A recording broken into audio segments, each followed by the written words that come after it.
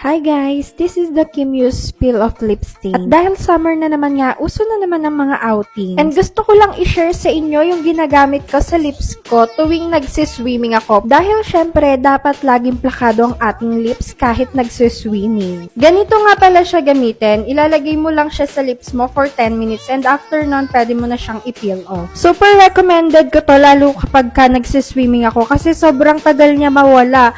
Kahit anong gawin mong babad sa swimming pool, andyan pa rin siya. And isa pa sa nagustuhan ko dito is hindi siya drying sa lips. So pag naglalagay ako, hindi ko ino-open yung mouth ko kasi once na nalagyan yung sa may inner part ng lips natin, hindi siya matutuyo since nababasa nga siya ng saliva natin.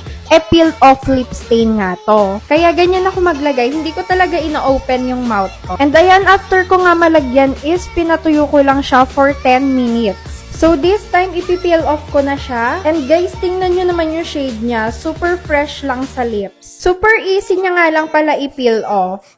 And ayan guys, ganyan nga pala yung result niya pag na-peel off nyo na siya. So, ayan, tinanggal ko na din yung sa baba. And after niya, nagdiretso swimming na talaga ako. And guys, meron ako ditong video after kong mag-snorkeling.